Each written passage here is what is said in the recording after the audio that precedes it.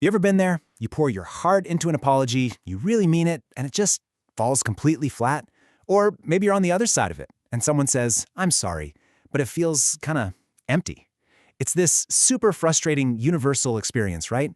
When trying to make things right just seems to make them worse. Well, it turns out there's a really good reason for that, and we're about to unlock it together. Okay, so let's just ask it straight up. Why does this happen so much? It seems like a simple question, but the answer is way more interesting than you might think. We've all been in that awkward silence after an apology was supposed to fix everything. And you might think, well, they're just not ready to forgive me, or maybe I didn't sound sincere enough. But what if the problem isn't about sincerity at all? What if it's about the delivery? And this quote, wow, this just hits the nail on the head, doesn't it? This feeling right here is the whole problem in a nutshell. A simple sorry can feel so hollow, so vague. It can completely miss the point of what actually hurt the other person, and it just leaves them feeling like you don't really get it. So here's the thing, even the most heartfelt, sincere apology in the world can totally fail if it's not communicated in the right way. It's not about whether you mean it, it's that there's this fundamental communication breakdown happening. We're basically speaking different languages, and we don't even realize it. This right here is the core idea. Think of it like this. You've probably heard of the 5 love languages, right? Well, it turns out there are different apology languages too. And if you're apologizing in your preferred language, but the person you hurt needs to hear it in theirs, the message just gets lost in translation. Sincerity alone just can't break through that barrier. So, how do we crack this code? Well, the solution is realizing there isn't just one way to say you're sorry. There are actually 5 distinct primary languages of apology, and once you learn them, it is the key to making sure your attempts to fix things actually, work. Yep, that's right. 5 of them. And each one speaks to a totally different need that a person has when they've been hurt. The cool thing is, once you see them, you're going to start recognizing them everywhere. So let's break them down, one by one. Okay, first up, expressing regret. For people who speak this language, what matters most is knowing that you get it. You understand their emotional pain. They need to hear you say that you feel bad about how your actions made them feel. It's all about empathy for their hurt. Next, we've got a big one, accepting responsibility. This is huge for a lot of people. It means no excuses, no shifting blame, and definitely no, "I'm sorry, but." It means you have to swallow your pride and say those 3 words that can be so hard to get out. "I was wrong."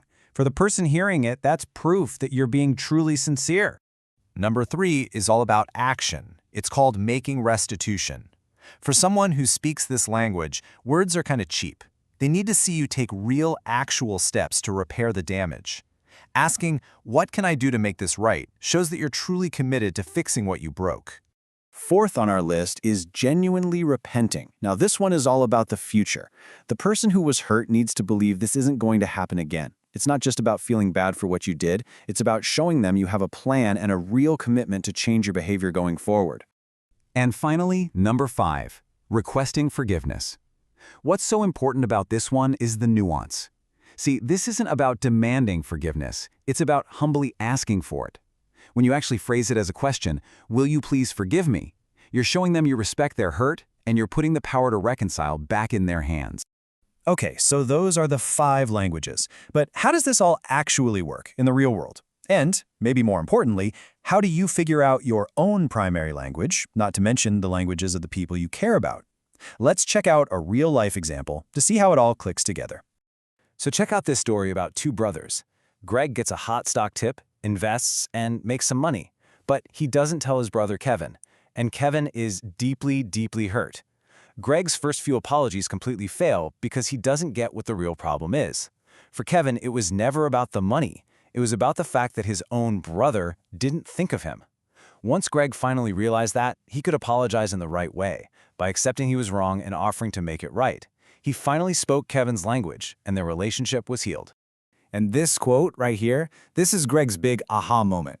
He stopped seeing it as something he did on purpose and started seeing it as a mistake, a failure of awareness that he was still responsible for. That little shift in perspective is what let him see his fault clearly and give an apology that actually meant something to his brother.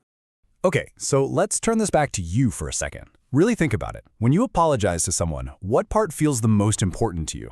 Is it saying how sorry you are? Is it admitting you were wrong? Is it offering to fix things, promising it won't happen again?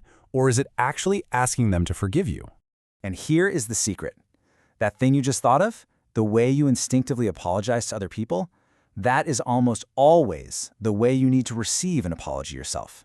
What you focus on when you say sorry is a direct window into your own primary apology language. It's really that simple.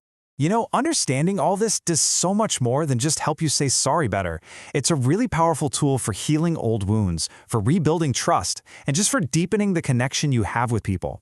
It turns an apology from just a word into a genuine act of putting things back together.